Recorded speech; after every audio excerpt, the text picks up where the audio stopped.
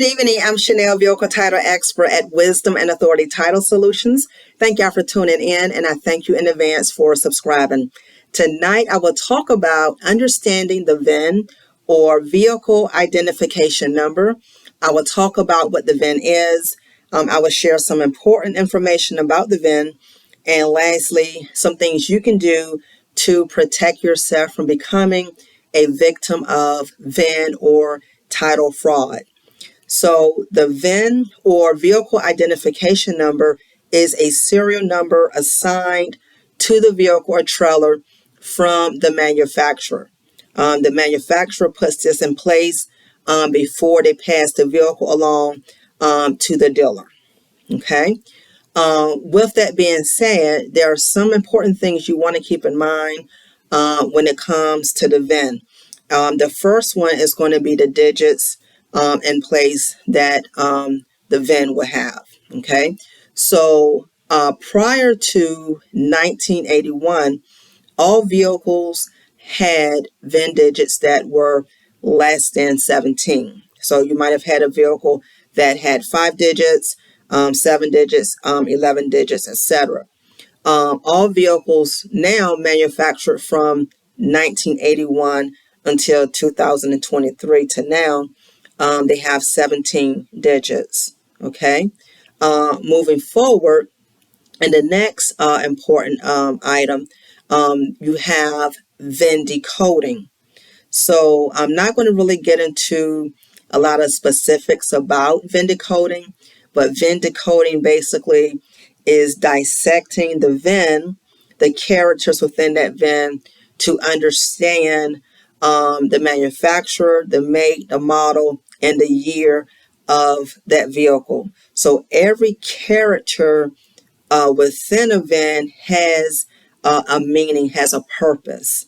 Those characters in question will help you to know where the vehicle was manufactured. It will help you to know the make of that vehicle, the year, the model, and so on. So keep VIN decoding in mind.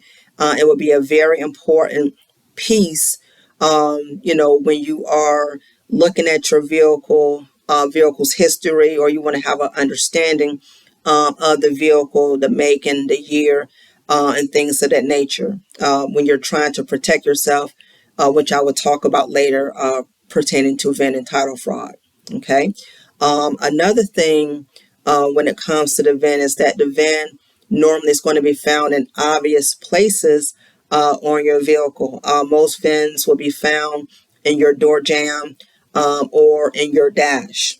Okay. And if you can't locate your VIN in your dash or your door jamb, this takes us to the final and last important piece of information, and that is going to be the DMV or your law enforcement agency will allow you to have a VIN assigned to your vehicle. So they will do their own checks and things of that nature to make sure the vehicle has no VIN before they assign one, because you don't want to have multiple VINs for that vehicle. That will pose a problem. So if they do not see a VIN, they will issue you one. They will give you a VIN plate and so on. Okay, so when it comes to protecting yourself from VIN fraud or title fraud, the first important thing you want to do, if you have a title, and I hope you have that title, is you want to compare the VIN on that title to the VIN on your door jamb and dash. That's the first thing you want to do. If you see a typo possibly, or a mistake somehow, or discrepancy, that's going to be a red flag. Okay, I would not recommend you move forward with that transaction because of the obvious. So check that title against the door jamb and against the dash to make sure that VIN match in all three areas. All three. If the door jamb is right and the title is wrong, or the dash is right, the title is right, or whatever. I mean, you want to make sure everything is right in all three areas, and not just two out of the three or one out of the three. You don't want to have any problems pertaining to getting that vehicle title. Also, do your own research. Try to go as far as you can pertaining to the title history of that vehicle. Okay, there is a thing out there called title washing.